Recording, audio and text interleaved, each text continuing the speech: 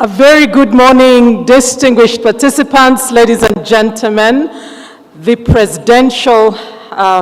Senior Presidential Advisor on Industry, Presidential Advisor on AGOA, the Presidential Advisor on Computer Science and Engineering, the Founder and Curator of Mukutano, Mr. David Ofunji, representatives from the Ministry of Industry, Trade and Cooperatives, representative of Msinji, Madame Antoinette Tesher, the EU Head of Delegation, Madame Caroline Adriansen, colleagues in government and heads of departments and agencies here with us present, representatives of our private sector, representatives from academia, all distinguished presenters, participants, ladies and gentlemen, all protocol observed. Permit me, first and foremost, to thank our hosts, the Mukutano Company, for organizing this very exciting, but at the same time important meeting to discuss industrialization. Industrialization has been instrumental in the economic development of many countries all over the world. And for countries that have been able to industrialize, there has been significant improvements in labor productivity, which has made mass production possible, eventually translating into increased standards of living. Ladies and gentlemen, industrialization increases the productivity of the different factors of production, and it strengthens the forward and backward linkages among the different sectors of our economy. With a huge agriculture and mineral potential, good weather, a young and expanding population, and our strategic location at the heart of Africa's regional blocks, development of a robust manufacturing sector is expected to accelerate Uganda's attainment of its socio-economic transformation agenda, and manufacturing forms the core of our industrial sector. Manufacturing provides an opportunity to our economy for increasing production, for export expansion of high-value products, and import replacement, ultimately contributing to job creation, increased incomes, and improvement in the quality of life, all of which are objectives of our NDP3. However, manufacturing in Uganda is dominated by small and medium enterprises, what we commonly refer to as SMEs. And these make up about 93.5% of firms operating in this sector. And as a result, these SMEs are usually not able to reap the benefits of economies of scale, and given the strong correlation between farm size and export capacity, these SMEs have had very many difficulties competing internationally. A study done by the World Bank in 2017 established that of the top 500 farms in Africa, Uganda had only 3 companies on the list. And none of these were even in the manufacturing subsector. So ladies and gentlemen, furthermore, manufacturing value added per capita remains low in our country at around $27 compared to $57 for low-income countries and $1,277 for the global average.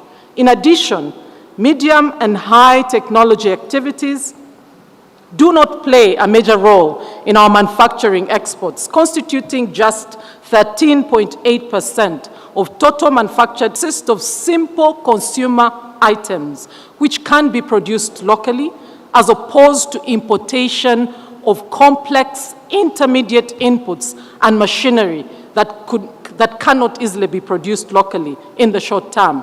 Among the top 8 imports by value, only 2 commodities could in some ways be used in the manufacturing process, as in machinery specialized for particular industries, comprising for only 4%. Distinguished participants, ladies and gentlemen, challenge our thinking and see more is the fact that this summarize a few for you.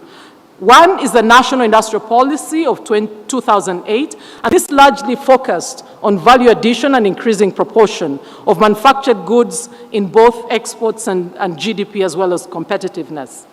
The second is the National Trade Policy of 2007, which was enacted to support the productive sectors of the economy to trade both domestically and internationally. The third is the National Strategy for Private Sector Development, 2017-18 to 2021-22, and this is aimed at supporting the development of a competitive private sector for inclusive. My preliminary analysis points to two factors, and this is what we need to really try to discuss and engage and unpack and find solutions to. One is the concentration on trying to produce and export low-value, minimally processed exports. A quick analysis of world trade indicates that about 70% of the value of world trade takes place in intermediate inputs, parts, and services, not in finished goods. And therein, to me, lies our strategic direction as a country. Two is, while the country has made many attempts at industrialization, import substitution, and export promotion, there has never been a very well-crafted, synchronized policy that brings together industrialization, export promotion, and import substitution in one coherent policy framework. And this is what we're trying to do at the National Planning Authority, together with all the different stakeholders. Of course, our industrial policy must be underpinned by a strong and coherent import, replacement, and export promotion strategy, where we put in place a framework for protecting domestic industries, but at the same time enforce and incentivize their performance and eventual graduation by giving them import replacement or export targets, but also inserting a sunset clause in the policy framework that will ensure these protected industries do not stay protected forever. Now, distinguished ladies and gentlemen, in recognition of the challenges we face as a country, and we've faced this to date in our industrialization journey, the NDP3 has dedicated 3 programs in our 20 NDP3 programs, specifically to strengthen our industrialization and private sector development. And these programs include the manufacturing program, the innovation, technology, transfer, and development program, and specifically a private sector development program. I want to interest and encourage and enthuse and impress it upon all of us here to really read and internalize the development plan, because we've tried to articulate very clearly what it will take for our country to really transform in these key critical areas where we need to work together as one nation. Through these 3 NDP3 programs,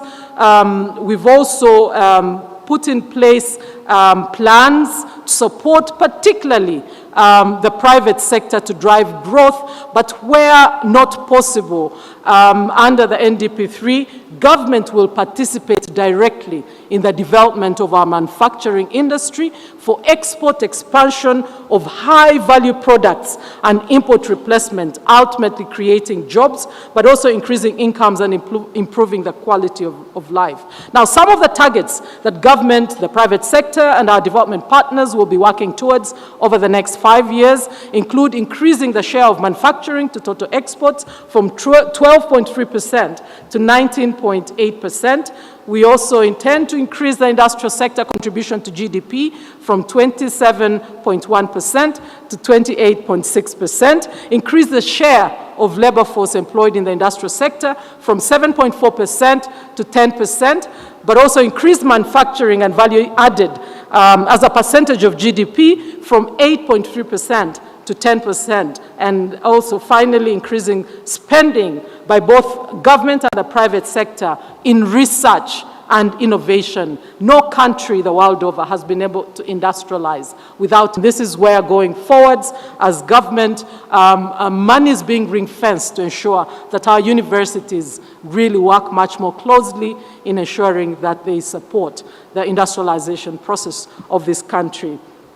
To support achievement of these NDP import tariffs on here, to ensure that we make a difference in the next 5 years. Now, this working group, with support of the Planning Authority and other stakeholders, will provide the effective coordination framework for the development of our industrial value chains, working, of course, hand in hand with the industrial establishments and innovators to create the effective business model and promote the strong ecosystems we require as a country to take us to the next level. We hope that by doing this, we'll be laying the foundation for the development of a sustainable industrial sector in our country, Uganda. I thank you for listening, and I pray that we can continue to work together and that this conversation we can really hold openly. And I want to pledge my commitment as NPA that for the first time, let's really pick up the key recommendations from this meeting and ensure they feed into the thinking and policy of this country. I thank you and wish you a very productive and engaging meeting for God and my country.